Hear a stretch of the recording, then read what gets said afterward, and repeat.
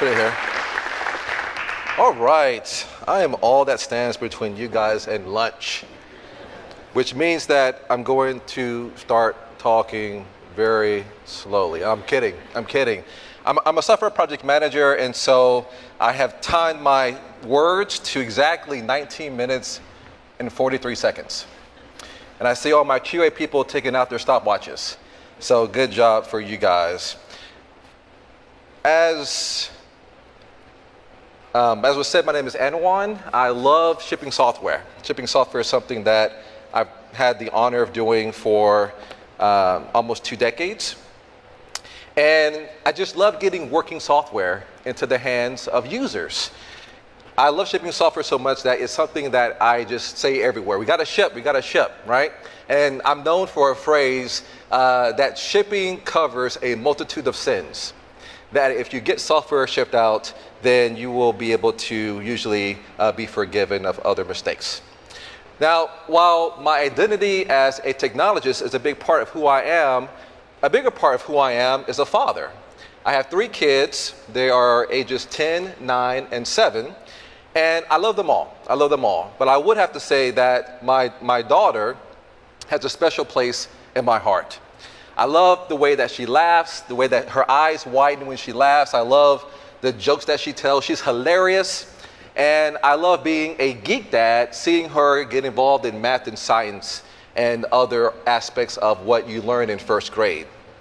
A few months ago, my wife let me know that she wanted to talk to me about something that happened to my daughter at school. So I came home from work and I thought, okay, so what? She learned to spell a new word. We should get her into that Scripps National Spelling Bee and get going with that because I think that she'll be killer. But the news that my wife had to share was something that was unexpected, but not unsurprising. My daughter is the only black student in her 1st grade class, and they were giving an assignment to draw a picture of their family. And so my daughter started doing that, and so she drew a picture of her 2 brothers, she drew a picture of my wife, her mom, of course, and then she drew a picture of me. And then one of the students looked over at that picture and said, "You drew your dad wrong. He should be holding a gun and surrounded by dead bodies because he's black." Needless to say, we had to have a parent-teacher conference after that and deal with that situation. And I would like to say that that was the first time that my wife and I have had to deal with helping our children navigate the black experience at school, but it wasn't. And I'm sure that it will not be the last. And I'm sharing this experience with you because diversity in technology is often presented as a numbers game. We saw huge companies like Google, Facebook, LinkedIn, and others jumpstart the diversity in technology discussion a couple of years ago by publishing their diversity numbers. However, while numbers are necessary, they are insufficient to fully solve the diversity problem in tech. In fact, many of you probably saw those numbers and thought, well, what does that have to do with me? After all, I'm just a developer, or maybe I'm a system admin or a software project manager, and I've never done anything horrible. I've never shot up a church full of people simply because of the color of their skin. I've never groped a woman in a bar. And you're right. Those behaviors are horrible, and I'm glad that everyone in here has never taken part in them. But neither did my daughter's 1st grade classmate. But her actions were still destructive. Diversity is not primarily a numbers game. It is a perceptions game. And these perceptions really are easy to understand. After all, you don't have to be much smarter than a 1st grader to get them. In many ways, it's fitting that I'm giving this talk in Nashville, which is the capital of Tennessee, the last state to secede from the Union right before the Civil War. Alexander Stephens, who was the vice president of the Confederacy, which included this state and my home state of Texas, when the war began to break out, he gave a speech about the new nation that the southern states had created.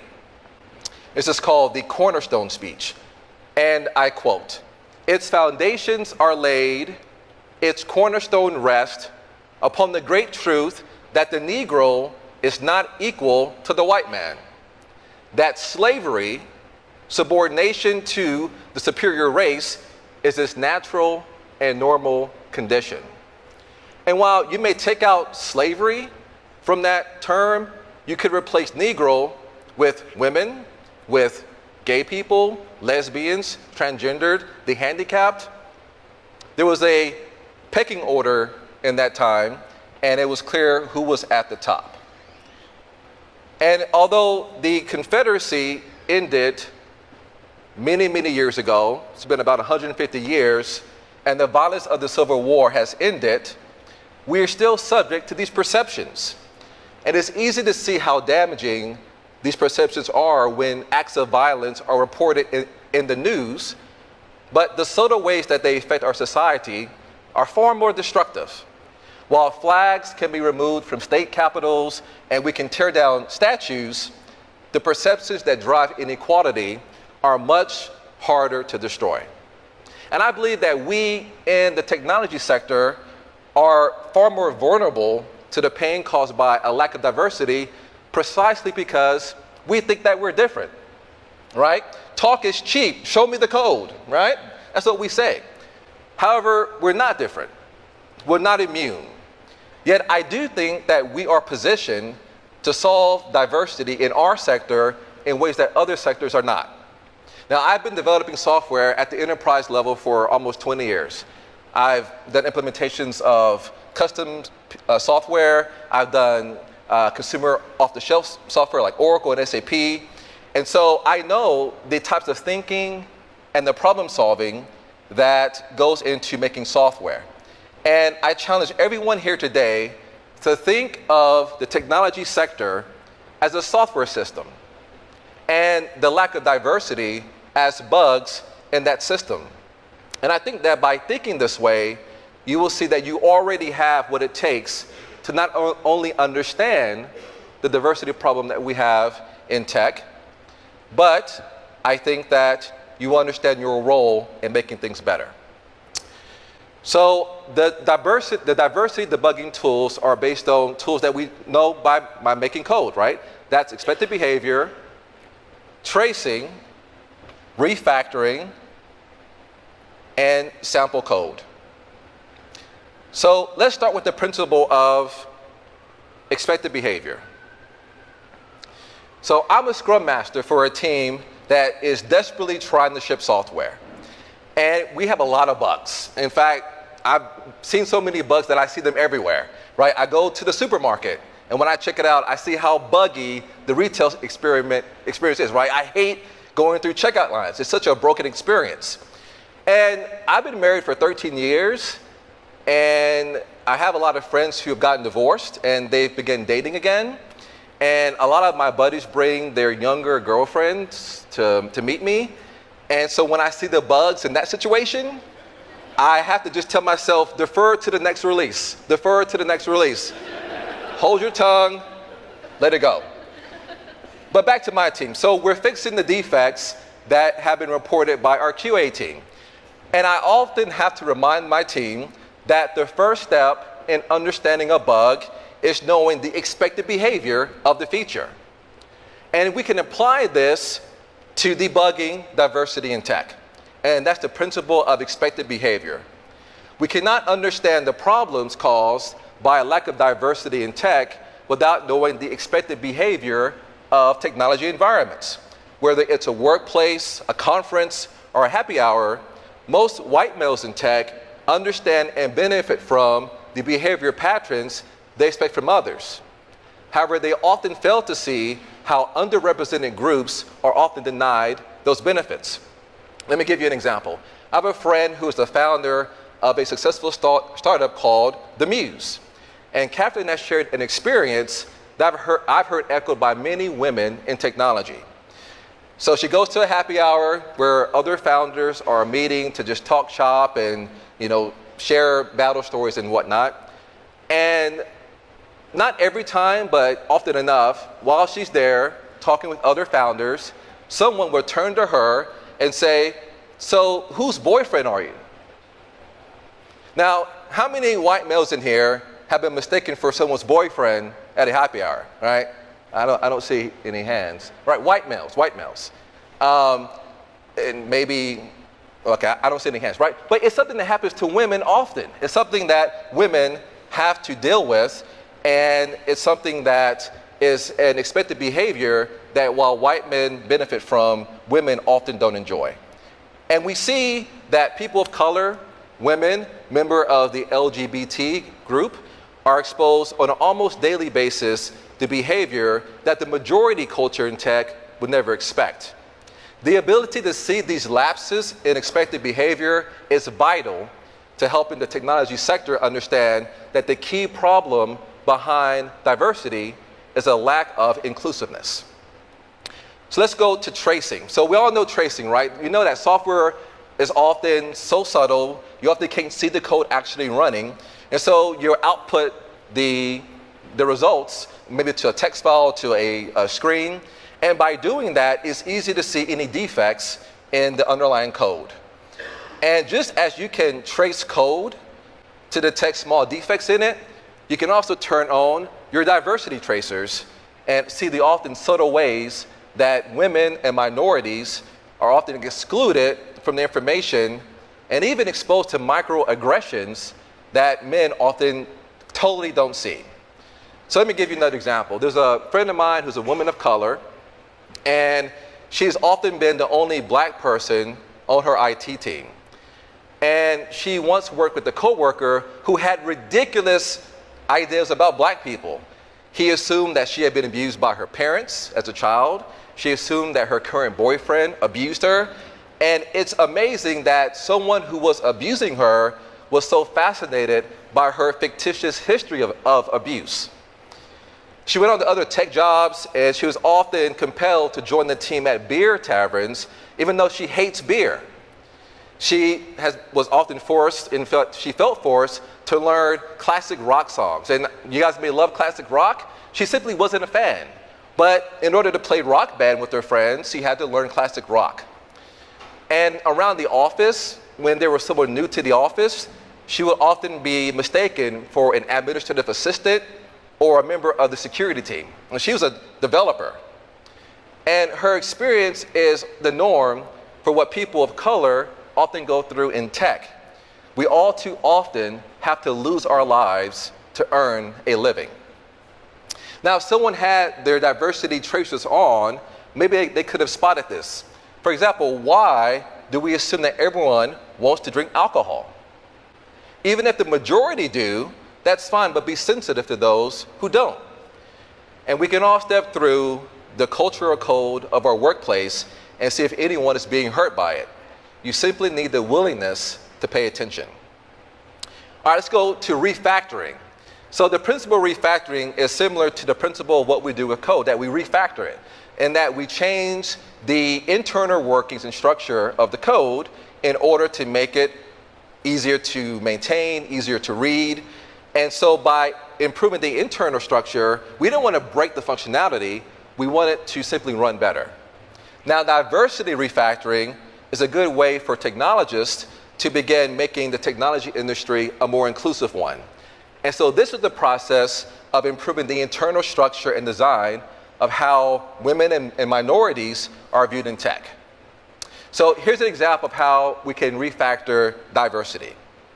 A few years ago, a famous founder of a technology company explained what he called the airport test. And so when he would interview candidates, one way that he would determine if the candidate would be a good fit would be answering the question, if I was stuck at an airport with this person, would I enjoy it? And so because this is a very visible founder, a lot of people began using the airport test when they were doing interviews. But I think that's a horrible way to hire people, especially if you want a diverse workplace. First, how does a hiring manager's personal taste determine if someone is fit for a job? Second, the airport test is often used to see, will this candidate fit the culture of the company? Well, if your culture is mostly white males, then guess who usually fails the airport test? People who are not white males. And really, how many hiring managers have been stuck at an airport with a black person or with often a woman? And so the airport test is a way to perpetuate a non-diverse environment. So let's refactor the airport test into the workplace test. Instead of wondering if you wouldn't mind being stuck at an airport with the candidate, just ask, how have you solved problems at your previous workplace? How have you reduced the amount of bugs that happen after we push code to production? How have you helped people who are new to the team be integrated and begin producing value? The workplace test takes the I out of the selection process that's put there by the airport test and replaces it with the needs of your company. So let's stop trying to hire cultural rock stars. Let's make the company the rock star by making it more inclusive. All right, sample code, right? So there's the principle of sample code, and that's simply the idea that when you're dealing with a bug in software, often it helps that someone has already solved that problem. Maybe they have code that's in production, or they have it in a local branch, and they just say, oh yeah, I did this here. And they simply lend you the code to help you find bugs easier. Now, in the same way that you can lend someone code, you can also lend privilege. And this is the diversity debugging principle of sample code. And you can do this by helping women and minorities get access to information and events that often naturally flow to the dominant demographic at most technology companies. So men, when you hear about a golf outing that the fellas talked about playing pickup basketball during lunch, let the women know, right? And if you're having a discussion about technology, and I've seen this over and over again, where the woman who wrote the code is right there, but they're ignoring her, simply turn to her and say, I'd like to hear what she has to say. And by doing that, you're lending your male privilege to women to help them contribute to the environment and also be recognized. Now, I did this a couple of years ago when I was doing a proposal for South by Southwest Interactive. Now, it's a very competitive process to get a proposal accepted into South by. And having been successful a couple of times before, I knew that one of the key parts of being successful is who you have on your proposal. Now, there were many men who I knew in the technology sector who I was close enough to ask them. But my talk was about design. And I had just met a designer who was a woman from Mexico who I thought would be great. Now, that was a bit of a risk because, again, having a man may have been a little bit easier from the standpoint of having a visible person, but I wanted to lend her my privilege of being a man and also having spoken at South by before to help her have the credential of having spoken at South by. And so we teamed up together, we submitted our proposal, and it got accepted. And she used that experience to the next year submit her own panel, and that got accepted. And she's gone on to make her own startup, and she's been doing really well. And by doing that, I gave her a credential so that when she walks into the door of a conversation with founders about funding or to get mentors, she's not just a Mexican woman. She's someone who spoke at South by. And that has helped her tremendously in her journey of being a startup founder. So I know that you guys have heard me talk and you have heard about these diversity debugging tools, and you may be asking, well, what do I do with this, right? I've hopefully empowered you with ways to debug the diversity issues in tech, but I want to offer a suggestion of what you can do. Now, often when we talk about marginalized groups in technology, it's often women talking with women, people of color talking with other people of color, members of the LGBT group talking with other members of LGBT. But why don't these conversations happen among people who have privilege? So you can start by finding someone who has a privilege that you have. So if you have male privilege, find another man and talk about what people who lack male privilege go through. Pull a guy to the side and say, dude, Gamergate? And just talk about it. If you're a straight guy, Or a straight woman, right? Find someone who is a member of LGBT. Who's not a member, and just talk about issues that affect the LGBT community. Maybe gay marriage, right? The Supreme Courts may issue a ruling really shortly about that. Have that conversation. And so consider this your pull request. And like all pull requests, you're saying, I'm going to divert from the way that technology and diversity are thought about in the main and try to share how my thinking has changed. And hopefully that thinking will be merged into the main line and we can all enjoy more diverse technology environments together. So those are your pull requests. Please use them wisely and enjoy lunch.